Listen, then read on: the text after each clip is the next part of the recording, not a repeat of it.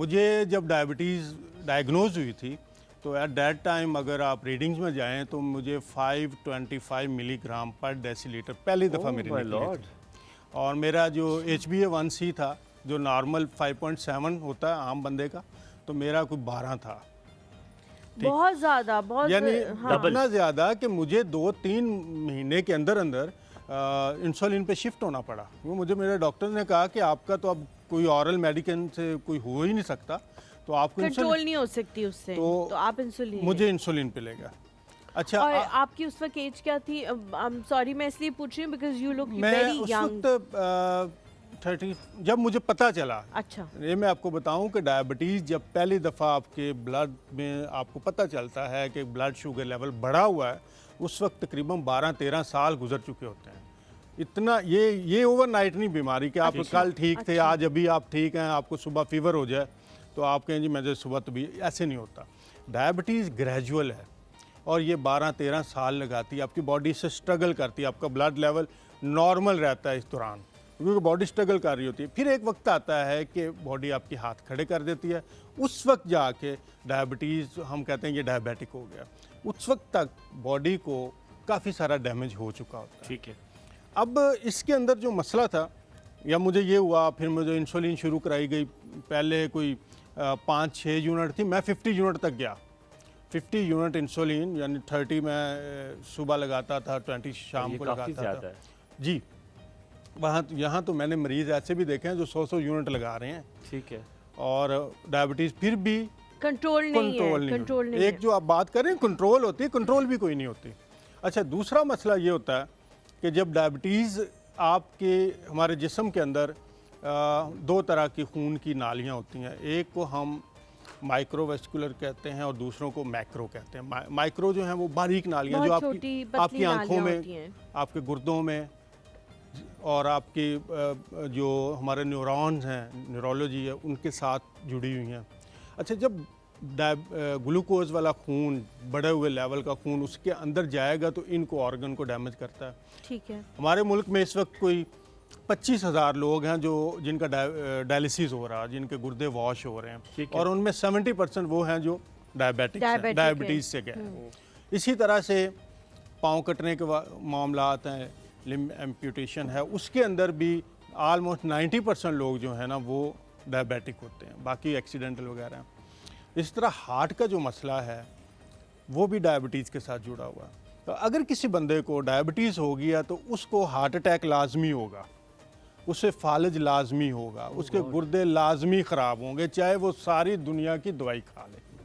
उसका दवाई जो है वो किसी चीज़ का सलूशन नहीं है। मैं चूँकि खुद डायबिटिक था, मेरी अपनी लाइफ का वो इशू था। मुझे 2016 में ये डायग्नोज हुई थी और उस वक्त मेरी एज जो थी वो 37-38 थी। मैंने कोई हकीम नहीं छोड़ा पाकिस्तान का।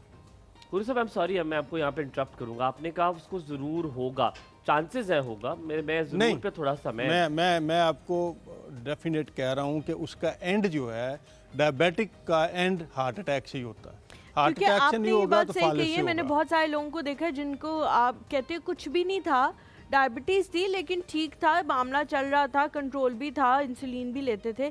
हम सुबह उनके कमरे में गए तो ही वाज नो मोर, और फिर जब हॉस्पिटल लेके जाते हैं तो पता लगता है कि रात को ही उनको हार्ट अटैक हो गया था। तो ये बहुत सारे लोगों के साथ ही केस होता है। अच्छा जाहिद साहब, मैंने आपसे ये पूछना है, प्रिवेंशन की तरफ हम लोग नहीं जाते कि हो ही ना ये चीज़ हमें, हम कहते हैं अच्छा ठीक है हम वही करेंगे जो हमारा दिल करेगा, हम गंद खाएंगे और उसके बाद जब हमें बीमारी हो जाएगी तो फिर हम उस गंद के साथ एक दवाई भी खाना शुरू कर देंगे। अच्छा, डू यू माइंड जो आपने सवाल पूछा था, मुझे I really like that question. मैं सिर्फ चाहता हूँ कि वो बात ख़त्म करें कि आपने कंट्रोल कैसे कर लिया था, वो जो हलीमा कह रही थी कि ख़त्म कैसे कर लिया डायबिटीज़ को। कंट्रोल हो सकती है, ख़त्म तो नहीं हो सकती। ये बड़ी दिलचस्प बात है कि डायबिटीज़ के ऊपर जितना भी काम हो रहा है ना, ये काम हो रहा है मैनेजमेंट का, क्योर का नहीं हो रहा।